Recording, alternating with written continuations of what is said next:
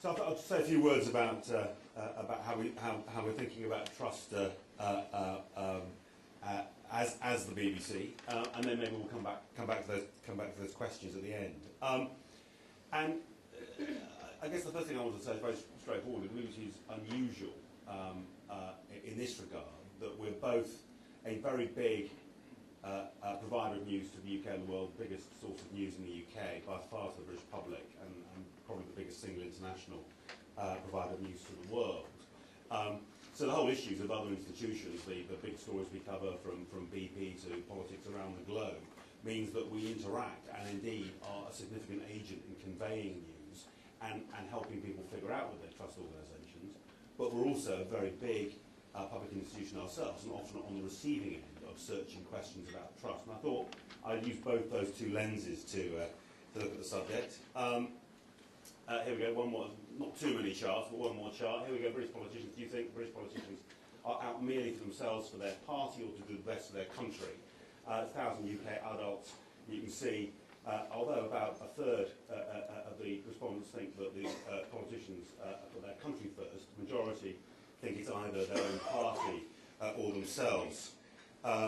This is August 1944 in the UK. The government of national unity.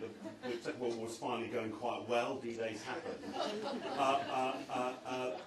You know, if you want to see the origins of British scepticism, when the Houses of Parliament burnt down in Victorian times, crowds gathered to clap. So, our mission as a broadcaster, we're reporting the news to a sceptical UK, goodness knows, but also in many ways to a sceptical world. What we try and do is to try and give people the facts, but also to provide the scrutiny to try and make people, help people make up their own minds about what's going on in the world. So it's a slightly different approach to many media organisations who have a very strong editorial take. We're trying to let people come up with their own editorial take. But there are plenty of questions for us as a broadcaster, particularly the level of challenge and the character of the challenge. This could be an interview on a news and current affairs programme on Newsnight or Today. It could be the whole way in which you tell the narrative of the story over weeks and months. When does proper scepticism, questioning scepticism, tip over into negativity and cynicism? Are you always providing enough oxygen for the other person on the receiving end of the question or the interview to get their point of view? And that basic point, which seems to me is at the heart of what I would take to be one of the British values that the BBC should stand for, of fair-mindedness. In a moment in media where narratives are created very quickly and can take months or years to dissipate, incredibly important that you have a cool head and a space to let people judge calmly what's happening. Do we always achieve that? Of course we don't. That business of not getting trapped into a narrative, it's very easy as a journalist to begin to follow a particular shape and to reinforce prejudices or preconceptions which may not be right. And the last point I want to make here is that we try and be self-critical about our journalism. I would talk about two topics, covering business, big topic for the BBC, and also covering Europe, European institutions, European issues, where over the last 5 to 10 years we've made very, very strenuous efforts to improve the quality and the fair-mindedness of our coverage, using expertise and in the end better journalism to do a better job. And I'd say that it's very easy for journalists and for the media to dwell on well-proven, well-evidenced lack of trust in politicians and businesses and so forth. We have our responsibilities in terms of how we connect and how we tell the story of politics and business to the world. For what it's worth, as we cover stories around the year, I think much of what I've heard in the Barometer rings very, very true. Trends for us, obviously, particularly over the last 12 months. Twitter, you see it on the screen there, or WikiLeaks, and what I call real-time politics, politicians who are completely now unable to use these digital tools to get their messages and their commentary out immediately, means that we used to talk about 24/7 news as being an accelerant of the way media happens. I would say that we've seen a distinct uptake in speed in the last 12 months. But good old-fashioned video, television remains very, very strong across across the developed world and increasingly in the developing world, and the extent to which individual images, one thinks of the oil gushing out of the head of the well in the Deepwater Horizon BP story, can fix a story and fix people's attitudes to a story right away. And in terms of, as media professionals, looking at the way different organisations and political parties and others grapple with the issues of trust, in our experience covering them, simple, clear, timely communications works well. Silence and keeping your head down and hoping it's all going to go away rather less so. I want to move to that second lens, though, which is trust in the BBC itself, and we've got some quite interesting recent experience of this. Particularly in the years 2007, 2008, we had a number of specific incidents, you could almost call them product failures, which led to very deep questions from the public and from the rest of the media about whether the BBC could be trusted and what was the BBC going to do about it. The Queen documentary, which in a press launch we showed a clip from the documentary which had been cut in a completely misleading way. There was a big debate about a radio programme, Russell Brand show. Most of the Brits in the room will remember these things.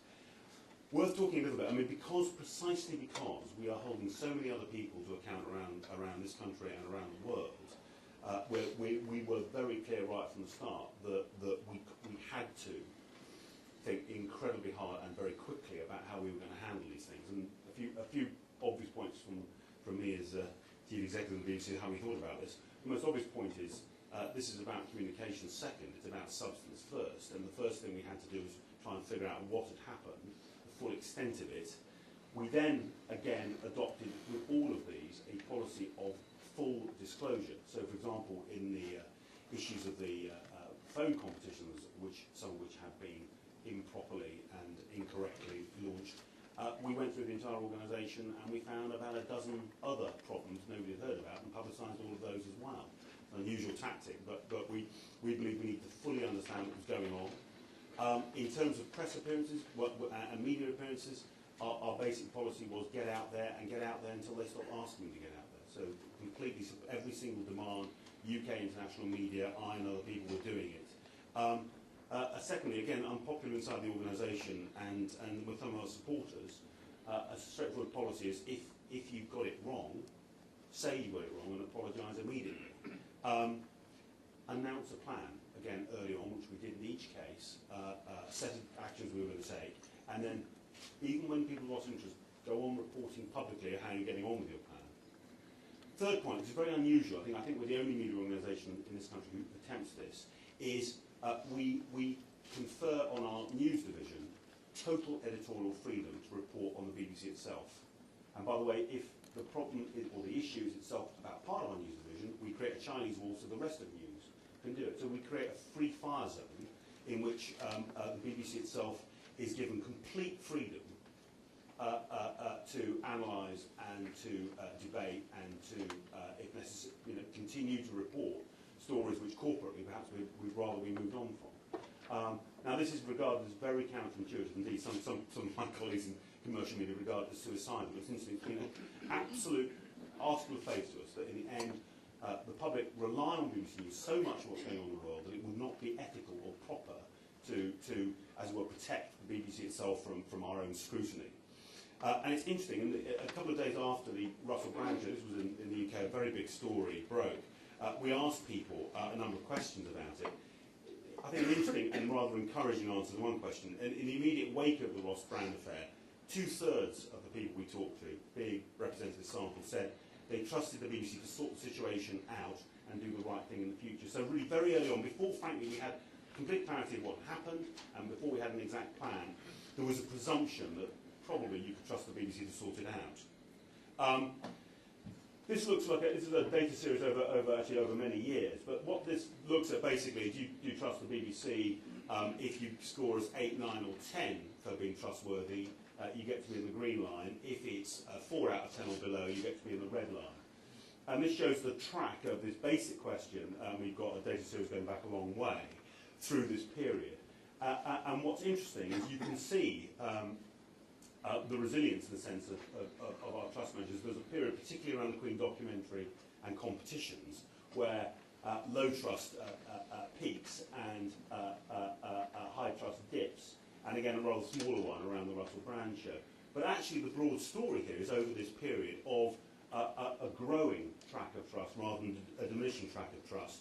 And here's some questions we ask again over a long series. This is comparing 2007-8 with 2010-11. Your overall impression of the BBC, is it favourable? Do you think the BBC maintains high standards of quality? Are you glad the BBC exists? Do you think the BBC is, in quotes, independent and impartial? Does the BBC help you understand the UK and the world? And I trust the BBC. The I trust the BBC score is the highest, that's 60.9% overall trust, is the highest we've ever recorded. So at a period, and you've seen it in the Barometer, where overall trust in UK media has actually been falling, we've had a pattern of rising, and about half of those are on historic highs for the moment. And this is the BBC and other UK media. When you're asked to identify one source of news, whether it's a TV channel, a station, a website, a newspaper, that you can trust most. And there is some sense, I think, of a decoupling, for reasons we don't fully understand, between the BBC's reputation for trust and what's happening more broadly in UK media. Whether it's to do with what I talked about how we've wrestled with trust as an institution, I don't know, but we do seem to be seeing a partial decoupling of the way the public react to us and the way they react to other media. So that's what I wanted to say. I'm just going to go back and, if I can, find those questions. Yeah, and I'll do them rather quickly. Is Google the BBC's main competitor?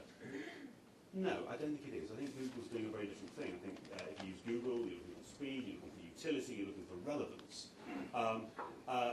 People may use Google to come to the BBC, though we think social media is incredibly important and growingly important. When you come to the BBC, though, I don't think you'll ask about Google's editorial values. People are fascinated about the trustworthiness and the quality of our values. And whereas Google wants to spend as little time on their site as possible, the quicker you can use Google, the happier you are. We want you to spend time with us. We're about depth rather than breadth. Is trust in the BBC in the hands of the aggregators? Well, given the choice, we'd always rather be in a non-aggregated BBC branded environment than an aggregated environment. But the BBC, it's interesting, the comment about Reuters, the BBC has got a very well-established global, as it were, B2B brand. We've got a very high level of visibility with audiences around the world. And we seem to be able to thrive and for people to recognise our brand and to search our brand out, even in quite dense aggregated environments. Traditional social, where's the balance of trust? Well, what I would say there is that it is of immense value to have a momentum of trust in your heritage and to have, in a sense, the weight of history. But I've talked about it 360 digital and what's happening in the world, and you can see from movements in the Barometer over the last 11 years, this is very friable trust, and I think it has to be earned and re-earned every week and every month. So I would say it's absolutely about delivery of trustworthy content, trustworthy behaviours right now to today's audiences around the world. Can the BBC rise above the media's trust deficit? We seem to be doing that at the moment. And does the B, that's the British rather than the broadcasting B, stop the BBC being a global brand? And the answer is it clearly hasn't. Over 80 years, it hasn't. And although I think we should be very clear about what the BBC is for a few 100 million people around the world, it is an important and precious part of their portfolio of news. It's one of 5, it's one of 8. And it brings a certain set of expectations and values around cool, objective, fair-minded, trustworthy, sometimes rather stuffy, rather less exciting, perhaps rather less tabloid. But for thoughtful people around the world, it really matters. And I think it's fair to say that in the news, but beyond the news, the BBC is probably more salient as a global brand around the world today than it's ever been.